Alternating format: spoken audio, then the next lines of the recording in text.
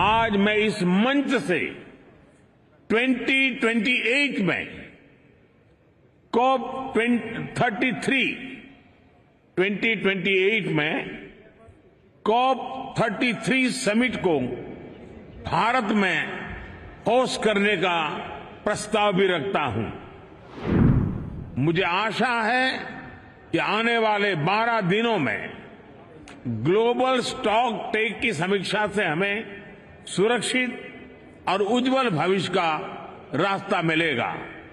मुझे विश्वास है यूएई की मेजबानी में ये COP 28 समिट सफलता की नई ऊंचाई पर पहुंचेगी।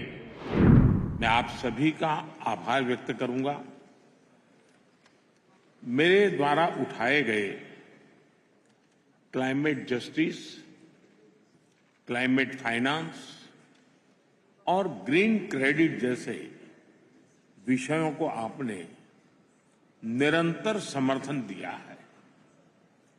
हम सभी के प्रयासों से ये विश्वास बढ़ा है कि विश्व कल्याण के लिए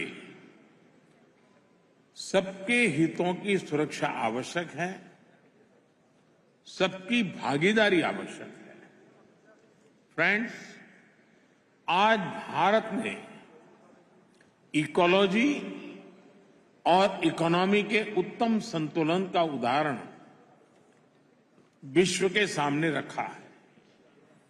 भारत में विश्व की 17% आबादी होने के बावजूद 17% आबादी होने के बावजूद ग्लोबल कार्बन एमिशंस में हमारी हिस्सेदारी ओनली 4% से भी कम है।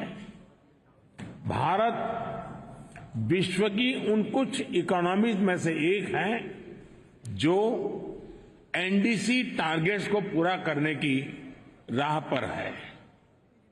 एमिशंस इंटेंसिटी संबंधी टारगेट्स को हमने 11 साल पहले ही हासिल कर लिया है। नॉन फॉसिल फ्यूल टारगेट्स को हम निर्धारित समय से 9 साल पहले ही प्राप्त कर चुके हैं और भारत ने इतने पर ही नहीं रुके हैं। हमारा लक्ष्य 2030 तक एमिशंस इंटेंसिफाई को 45% घटाना है। हमने तय किया है कि नॉन फॉसिल फ्यूल का शेयर हम बढ़ाकर 50% करेंगे और हम 2070 तक नेट जीरो के लक्ष्य की तरफ भी बढ़ते रहेंगे। फ्रेंड्स, भारत ने अपनी G20 प्रेसिडेंसी में one earth, one family, one future की भावना के साथ क्लाइमेट के विषय को निरंतर महत्व दिया है। सस्टेनेबल फ्यूचर के लिए हमने मिलकर ग्रीन डेवलपमेंट पैक्ट पर सहमति बनाई। हमने लाइफस्टाइल फॉर सस्टेनेबल डेवलपमेंट के सिद्धांत तय किए। हमने वैश्विक स्तर पर रिन्यूएबल एनर्जी को 3 गुना करने की प्रतिबद्धता जताई। भारत ने ऑल्टरनेट फ्यूल्स के लिए हाइड्रोजन के क्षेत्र को बढ़ावा दिया और ग्लोबल बायोफ्यूल्स अलायंस भी लॉन्च किया। हम मिलकर इस नतीजे पर पहुंचे कि क्लाइमेट फाइनेंस कमिटमेंट को बिलियन से बढ़ाकर कई ट्रिलियन तक ले जाने की आवश्यकता है। साथियों, ग्लासगो में भारत ने आइलैंड स्टेट्स के लिए इंफ्रास्ट्रक्चर रेजिलिएंट इनिशिएटिव की शुरुआत की थी।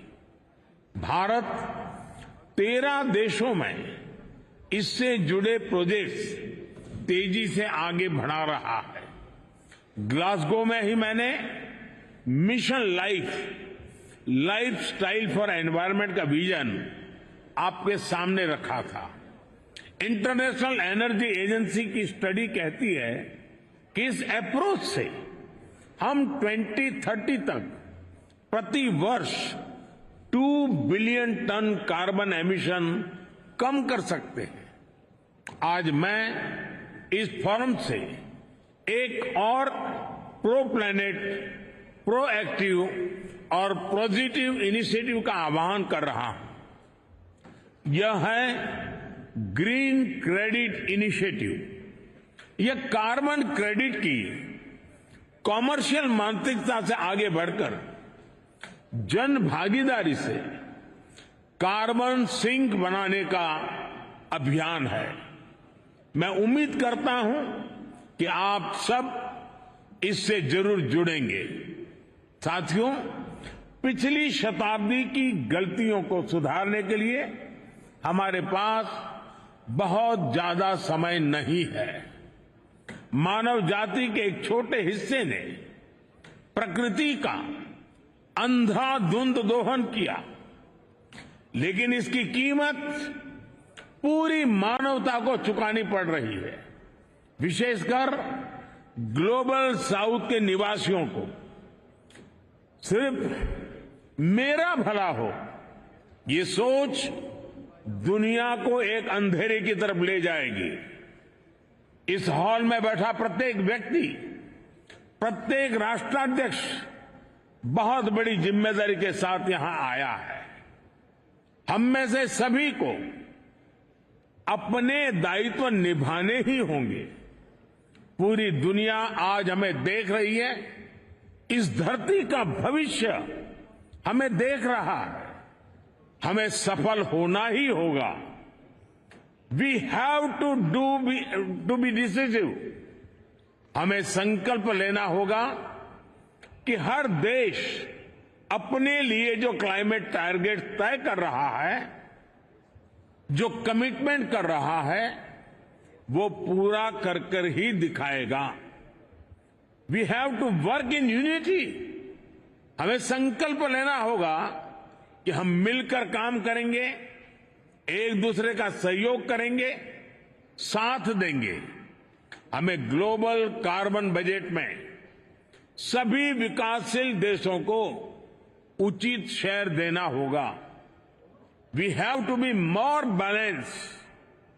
हमें यह संकल्प लेना होगा कि adoption, mitigation, climate finance, technology, loss and damage, इन सब पर संतुलन बनाते हुए आगे बढ़ें।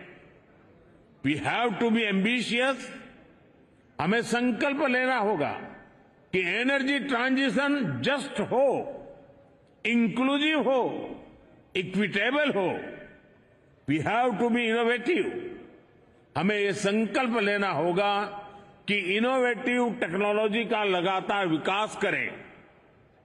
अपने स्वार्थ से ऊपर उठकर दूसरे देशों को टेक्नोलॉजी ट्रांसफर करें। क्लीन एनर्जी सप्लाई चेन को सशक्त करें। Friend, Bharat UN framework for climate change process के प्रति प्रतिबद्ध है। इसलिए आज मैं इस मंच से 2028 में COP